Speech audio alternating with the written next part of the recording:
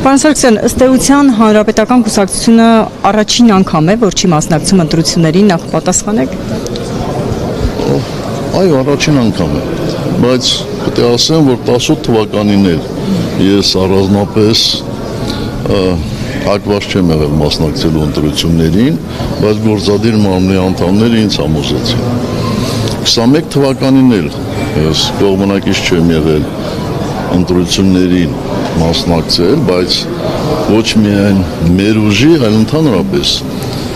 ընդդիմադիր ուժերի կողմից մասնակցությանն են դեմ եղել, որտեղ ասել են, որ մենք գնալու ենք ընտրությունների, ցավոք սրտի Հայաստանի կառավարիչը հաղթելու է եւ միջազգային հանրությունը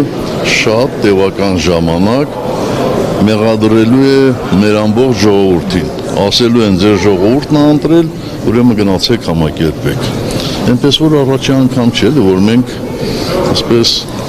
տատանվում ենք նոր որոշում կայացնում։ Պարոն Սարգսյան, այնուամենայնիվ Հայաստանը 10 տարի ղեկավարած հանրապետականին ինչու չհաջողվեց 10 տարի ղեկավարած հանրապետական կուսակցության նկատի ունեմ։ Հանրապետական կուսակցությունը Ես մեր անկախության առաջին իսկ օրվանից մաս է կազմել իշխանությանը 2000 թվականից ամբողջովին սատարել է հանրապետության նախագահին։ Կներեք, ես մի քիչ երևի լավ չձևակերպեցի, հենց ձեր ղեկավարած ձեր առաջնորդած հանրապետական կուսակցությունը, որը 10 տարի իշխանություն էր երկրում, ինչու չհաջողվեց միավորվել ընդդիմադիր դաշտի, այսպես ասեմ, հա, առաջատար դեմքերի հետ ընդդիմադիրների, խնդրում եմ մի քիչ ավելի մանրամասն ասել, արդյոք այս ամիսների ընթացքում բանակցություններ եղել են ընդդիմադիր դաշտի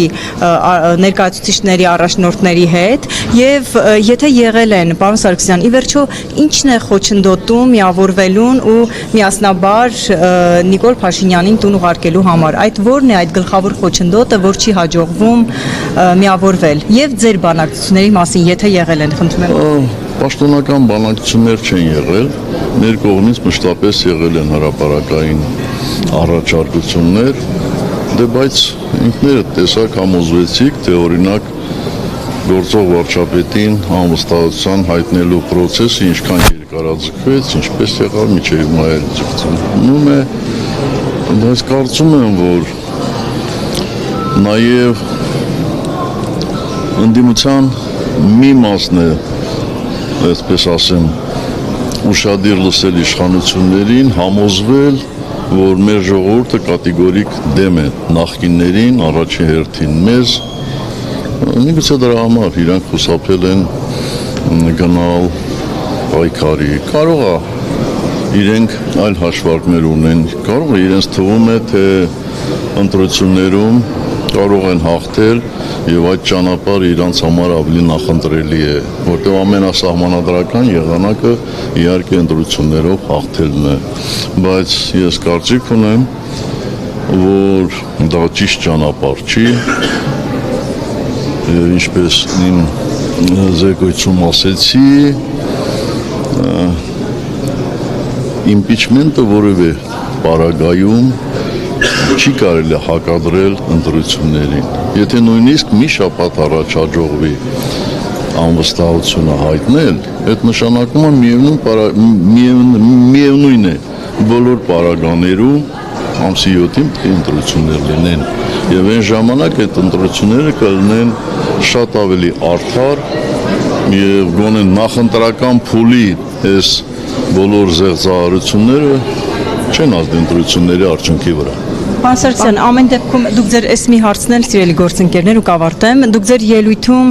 ելույթի տեքստում նշեցիք, որ այսպես ուղիղ չկարողանամ մեջ բերել, որ դուք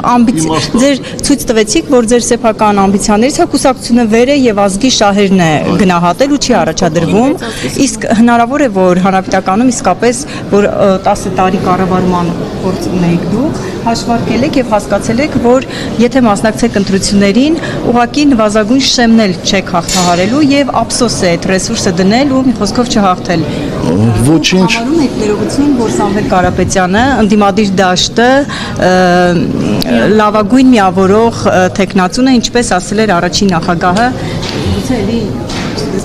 չկարողացա մեջբերել։ Չէ, նորմալ ես հասկացած ես, ուզում եմ ասել, ոչինչ չի կարելի բացառել եւ մենք երբ որ քննարկում էինք բազում տարբերակներ կային, այո, որ մեզ կարող էին խոչընդոտել, ընդհանուր միջև մարդկանց խափամամիջոց փոխվել, ովքեր ցուցակում կլինեն, ովքեր առաջին շարքերում կլինեն, բայց բոլոր ուսումնասիրությունները խոսում են այն մասին, իսկ ես խոսում եմ այն ուսումնասիրությունների մասին, որը մեզ հնարավորություն տվեց մինչև 21 թվականի ընտրությունները հայտարարել թե ով ինչքան քվե է տանելու, մեզ հնարավորություն տվեց կանխատեսելու